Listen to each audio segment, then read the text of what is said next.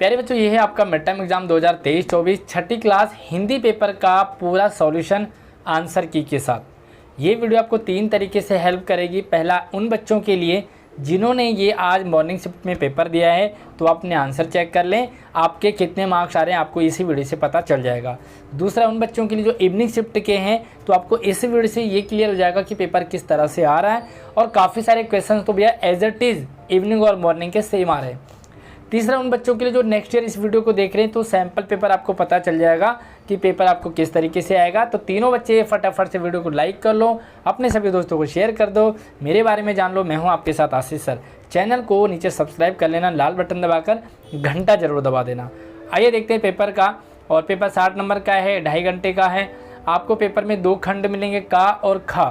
का खंड में टोटली MCQ यानी कि एक प्रश्न के 4 ऑप्शन, चारों में से एक आपका ठीक होगा, ठीक है। उसके बाद आपको आधे क्वेश्चन जो है वो लिखने वाले होंगे।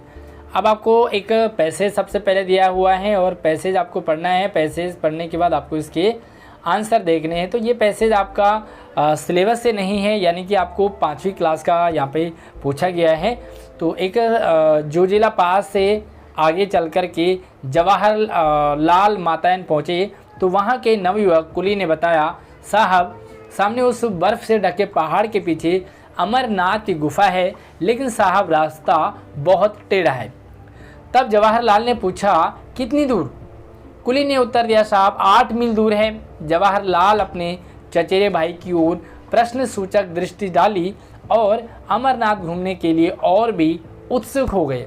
तो कुली और जवाहरलाल की आपस में बातचीत हो रही है, वो घूमने जा रहे हैं, ठीक है।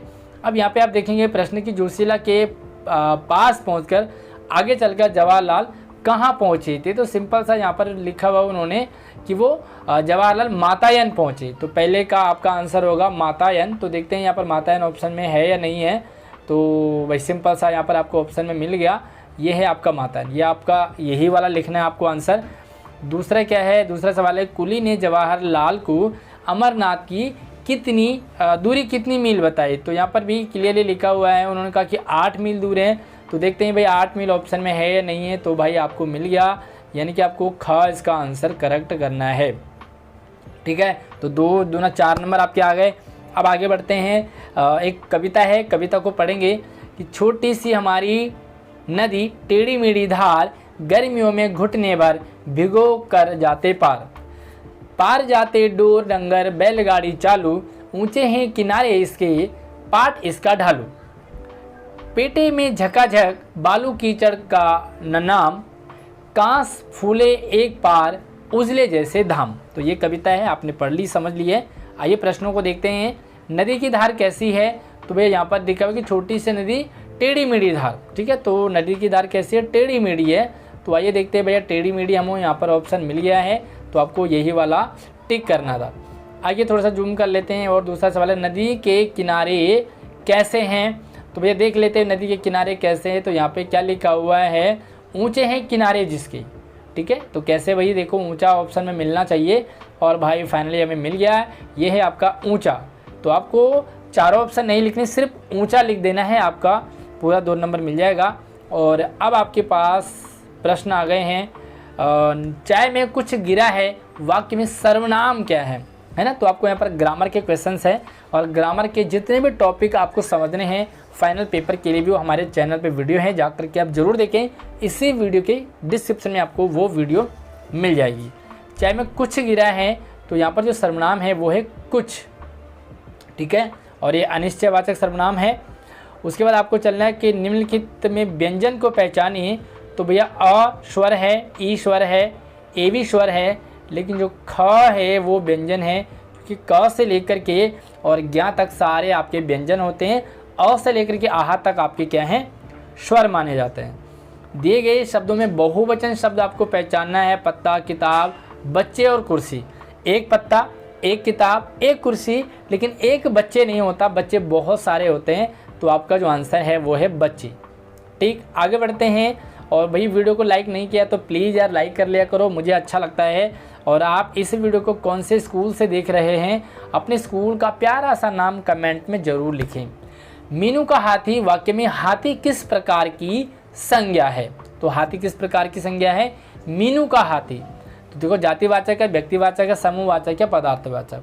देखो नॉर्मल अगर हाथी की बात करें तो हाथी क्या है, वो जातिवाचक है, क्योंकि हाथी बहुत सारे होते हैं। लेकिन अगर कहा कि मीनू का हाथी, तो भी हो सकता है मीनू के बहुत सारे हाथी भी होंगे, है ना, लेकिन मीनू के पास एक ही हाथी है, तो वो आ जाएगा आपका व्यक्तिवाचक में, है ना।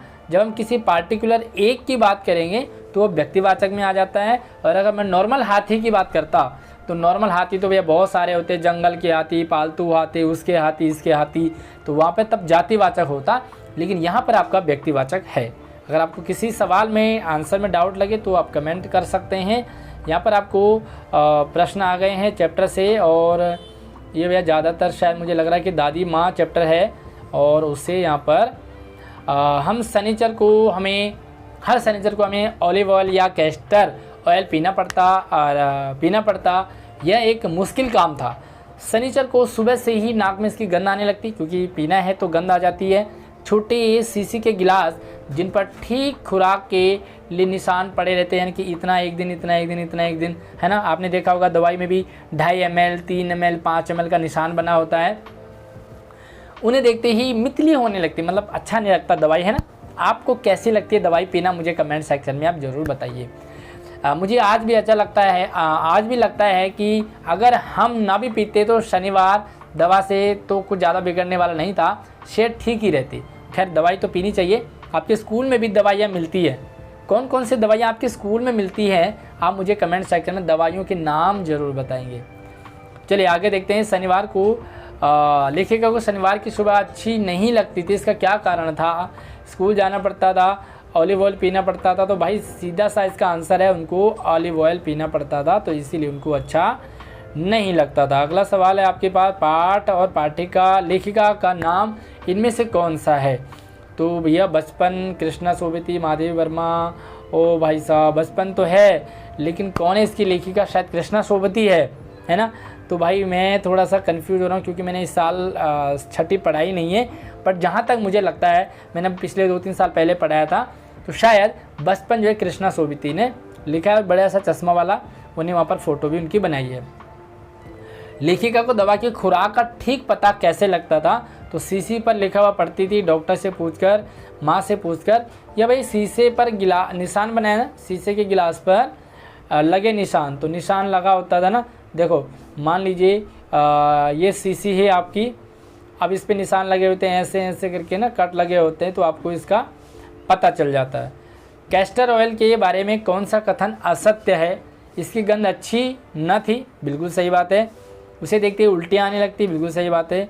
इससे सेहत ठीक रहती, बिल्कुल अच्छी बात है। इसे इतवारी दवा भी कहते थे, तो भैया ये वाली बिल्कुल स्टेटमेंट गलत है, आपका यही वाला आंसर है, क्योंकि इसे शनिवारी दवा कहते थे ना, इतवारी नहीं थी।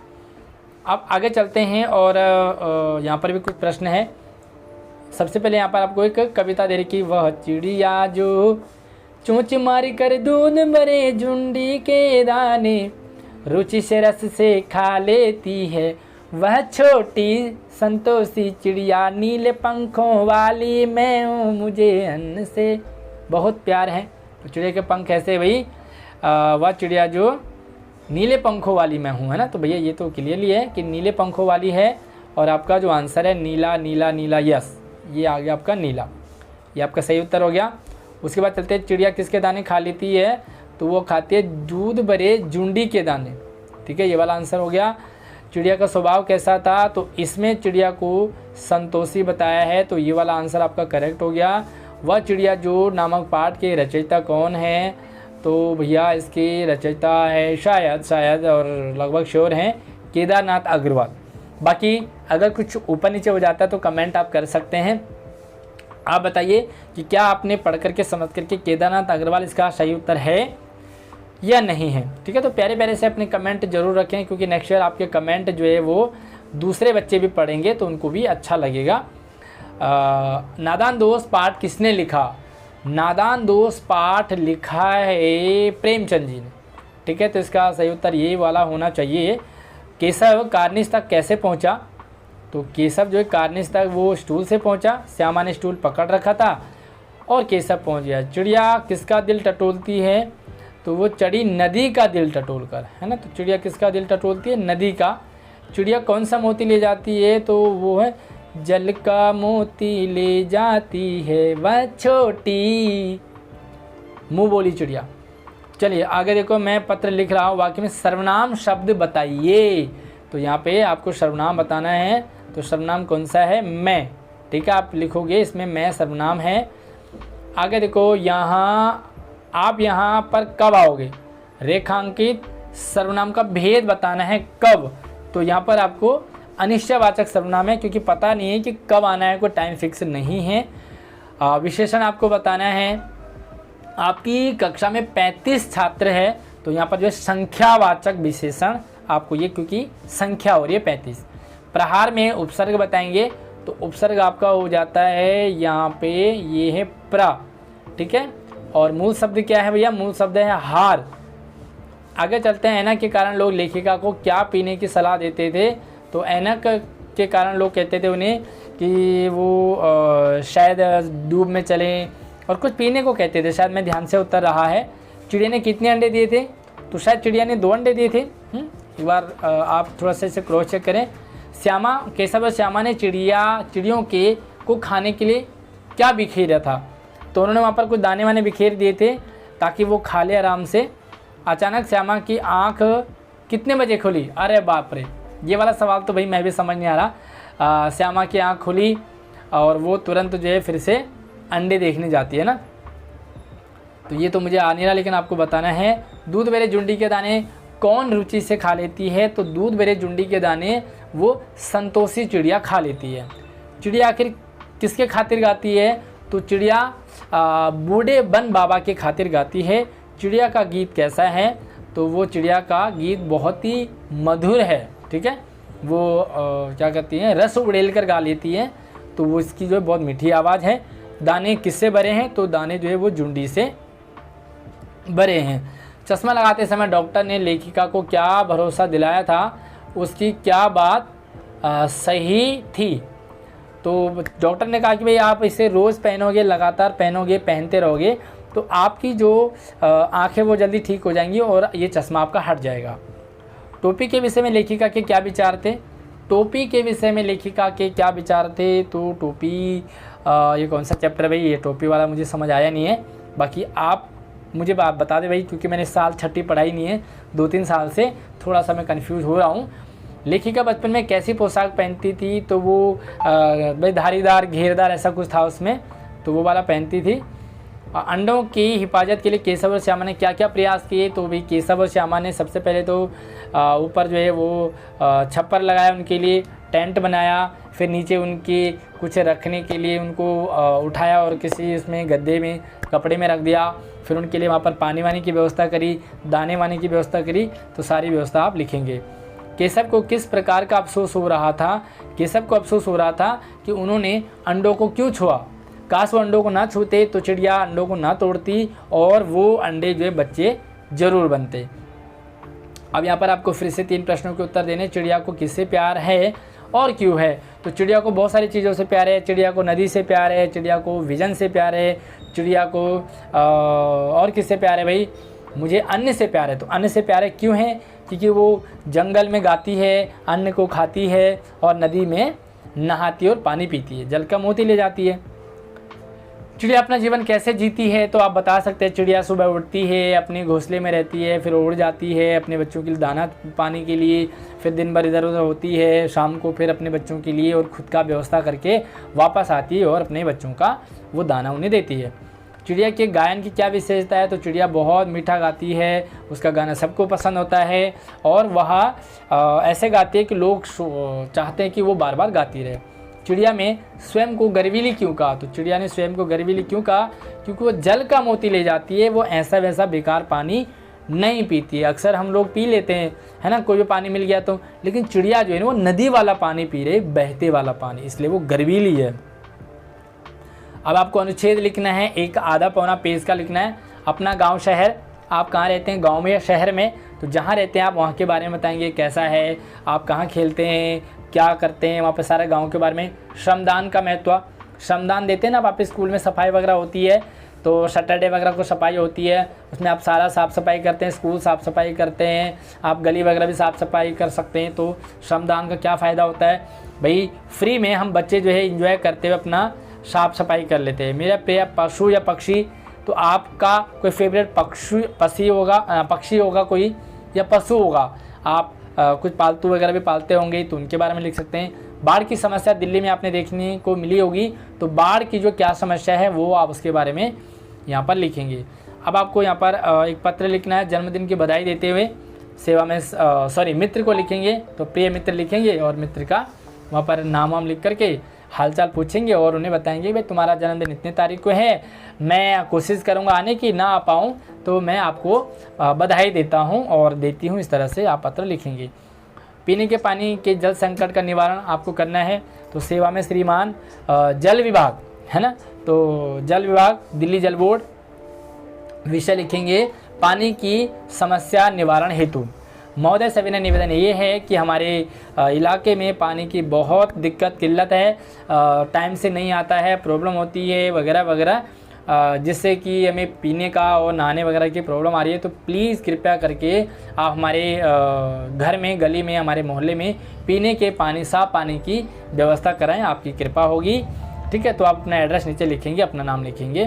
तो ये था आपका वो पेपर जो आज आपका हुआ था। बाकी आप मुझे कमेंट सेक्शन में ज़रूर बताइए कि आपके कितने मार्क्स आ रहे हैं इस वीडियो को देखने के बाद। वीडियो कैसे लगी प्लीज़ आप प्यारे प्यारे से कमेंट आप ज़रूर कर लें, आपके कमेंट पढ़ करके मुझे बहुत अच्छा लगता है। और यस, वीडियो लाइक नहीं किया तो अभी कर लो, और चैनल को नीचे लाल बटन दबाकर सब्सक्राइब करने के साथ साथ घंटा ज़रूर दबा देना। जय हिंद।